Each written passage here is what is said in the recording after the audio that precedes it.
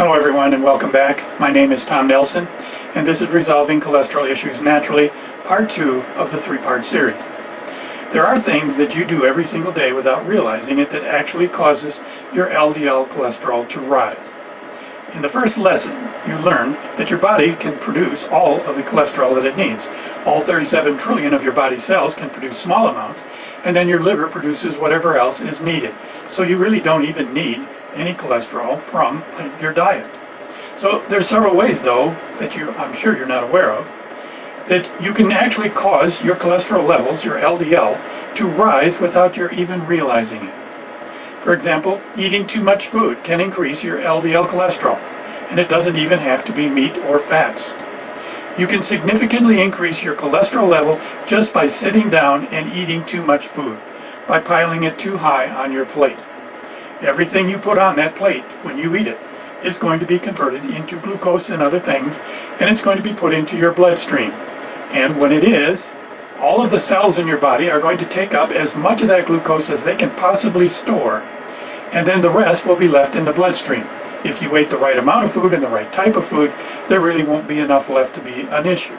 But if you eat too much, and most of it do, then your liver and excess insulin, which is going to be pumped in there, are going to be working together, and they're going to convert that excess glucose that's left over, that can't be stored, it's going to convert it into fat.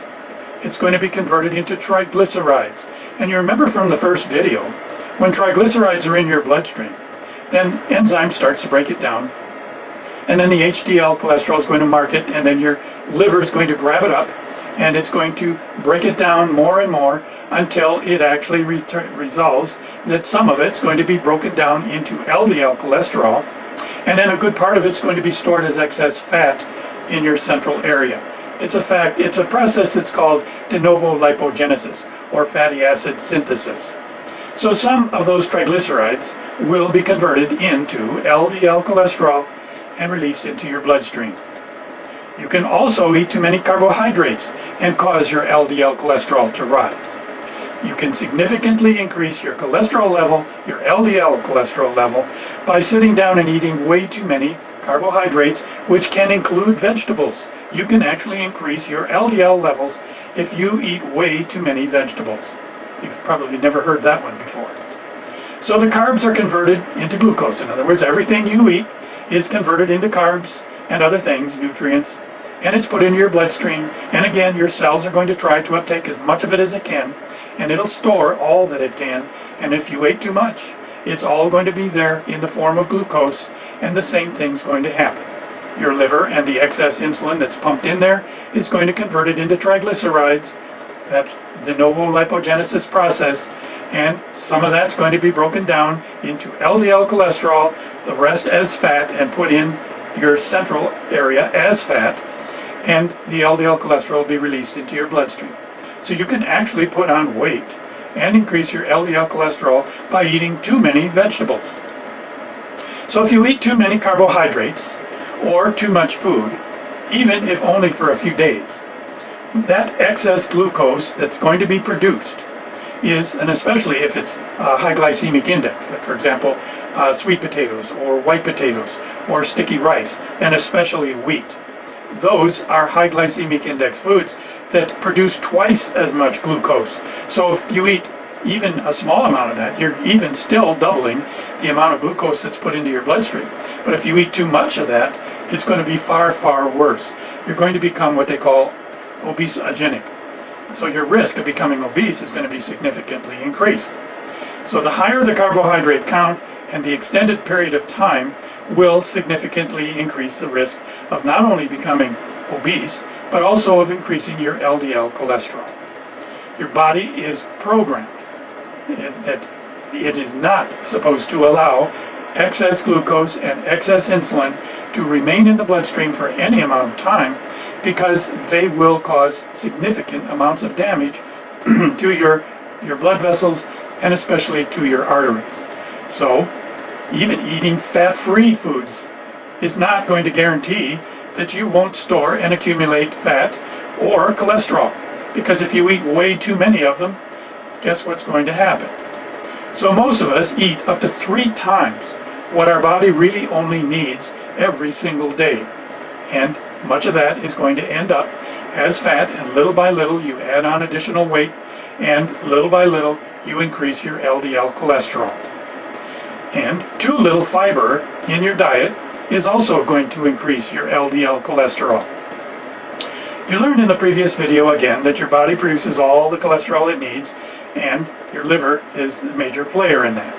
You also learned that Mother Nature invented that ingenious lipoprotein that enables your blood to transport that LDL cholesterol throughout your body without having to worry about it separating out, so that it can reach every one of your 37 trillion cells that need that cholesterol in order to make repairs to their very delicate membranes throughout the day and the night. So we're going to focus on just HDL and LDL and explain how this process actually works in getting all of that done. Again, cholesterol is basically a sterol. It's a fat, and it's produced again mostly in your liver, and your liver is centrally located. But yet your liver somehow has to get those lipoproteins that it's stuffed full of cholesterol. Remember that fat that's needed to repair all the membranes of your body?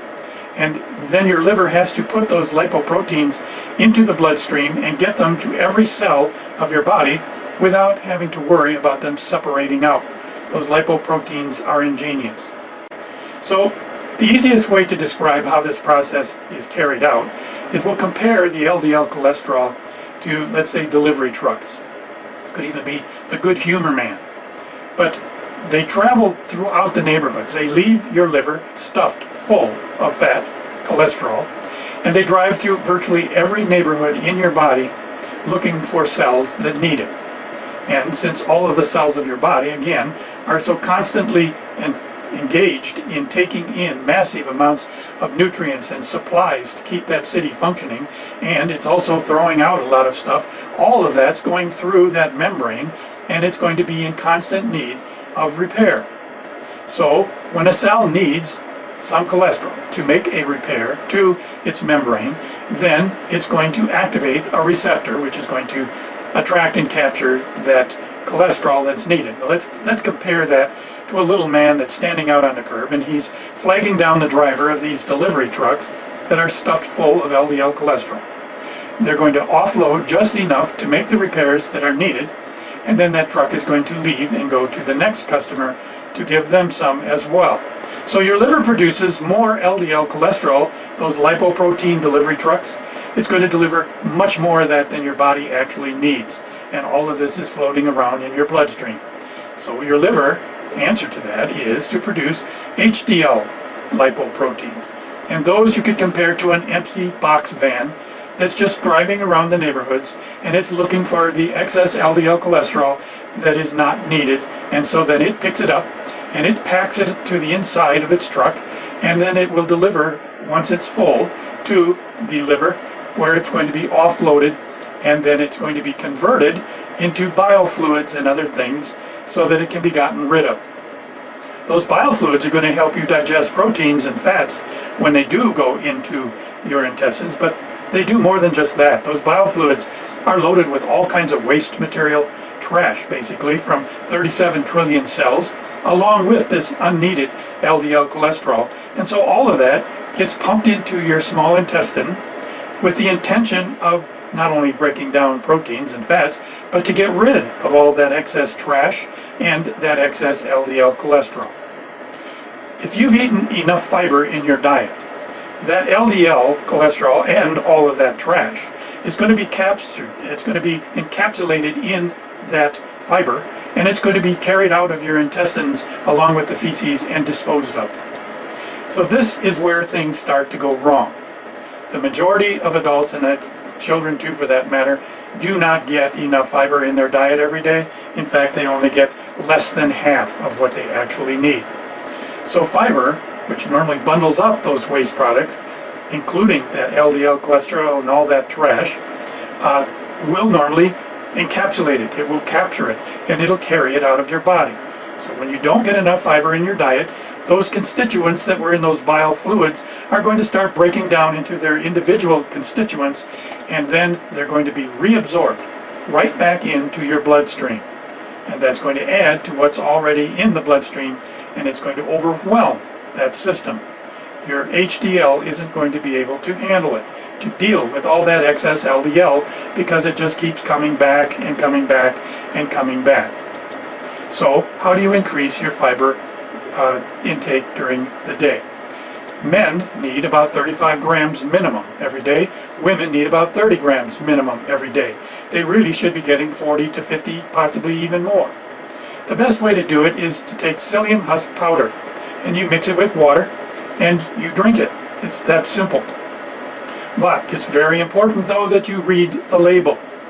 Many of the products, the fiber products, including the psyllium husk powders, are on the market, and they are loaded with all kinds of additives, with food coloring, which is a carcinogen, artificial flavoring to make them taste like orange juice, sweeteners, especially aspartame of all things, which are terrible, terrible things for any of us to be eating. So read the label. Anything that's sold that I have seen in grocery stores or in the warehouses or even in the pharmacies are these kind of products that are nothing but junk. They're full of these additives that you most definitely don't want or need. All you need is pure psyllium husk powder, nothing more. You can buy it in bulk on the internet, much cheaper than buying it in a store, and you can add to that flaxseed or chia seeds, which are also very good sources for fiber. In fact, they are even better in the sense that they are prebiotics. They will feed the beneficial bacteria in your intestines and help keep things healthy. But the chia seeds especially are good because chia seeds contain all 8 of the essential amino acids which your body cannot produce but absolutely needs every single day. You can get those, all 8 of them, from chia seeds. So what better way is there to ensure that healthy addition? So increase your fiber by eating more vegetables. Don't overeat, but eat a wider variety of vegetables, and they all are very high in fiber as well. You're going to need about 20 grams minimum, probably closer to 30, every single day added to your diet, because we don't eat as many fibrous substances anymore like we once did. So it needs to come from your supplements, your fiber supplements. So you're going to need to make sure that you get about 20 grams per day. The packages are going to give you guidance as to how many grams of fiber are in each serving, which is usually in the tablespoons per serving. So how you cook your food can also increase your LDL cholesterol. You probably never thought that one through. When you cook your food at higher temperatures, every single degree above 120 degrees Fahrenheit not only kills off digestive enzymes that was in that raw food that would help you digest it, it also breaks down all the nutrients in the food, and it breaks down the structure of that food so that when you eat it, the antigens in your body, which are in every single cell, are not going to recognize that food as natural. And so consequently, your immune system is going to be called in, and it'll begin to attack things like broccoli and cause inflammation. And when you have inflammation going on, by cooking your food too much, too high, you're going to significantly increase the amount of inflammation, which in turn is going to actually cause a rapid gain in weight, and a gain in weight is going to cause insulin resistance. So when you have insulin resistance, more glucose is going to be in the bloodstream because the cells can't take it up. And so pretty much everything that you ate is going to be converted into fat, and then you know where it's going to go from there. So overcooked food and processed foods because they're loaded with chemical additives, which is also going to cause massive amounts of that systemic inflammation. Your inflammation is going to cause your immune system to be bombarded with incompatible substances. Your immune system is going to get stuck in what's called a state of war, an inflammatory battle that it can't stop. So once it starts to oxidize things, a lot of that LDL cholesterol, excess LDL, is going to be oxidized, and it's going to become very sticky, and it's going to start to collect on your artery walls, which can lead to heart attack or stroke over time. So never cook your food above 300 degrees. That means never grill, never broil, and never fry your food, ever. It's going to cause saturated fats to be broken down into billions upon billions of those very small LDL type B particles, which you learn more about in the cholesterol video later, but those LDL particles are going to collect in your arteries. So these simple facts, I have personally seen hundreds upon hundreds, thousands upon thousands of individuals actually get off of their cholesterol medications for the rest of their life. They don't need them anymore. But, as I just kind of suggested, there is much more to this. You need to know about it. New discoveries have proven that there are actually more than just the two types of LDL and HDL cholesterol, and you need to know what they are. What they're saying is that the blood tests that your doctors are currently taking to determine what your cholesterol levels are actually wrong, and that these new forms of cholesterol are too important for you not to know about them, so that you know how to control them. So part 3 is resolving cholesterol issues naturally again. It's going to reveal these new discoveries. It's going to show you what these new types of cholesterol actually are, and then we're going to summarize on how you can apply everything you've learned in all 3 of these videos to reduce your LDL cholesterol. So proceed to video lesson number 3, and thank you again for watching this video, and please share what you learn with your friends and family. It'll be very important that they do as well. So thank you.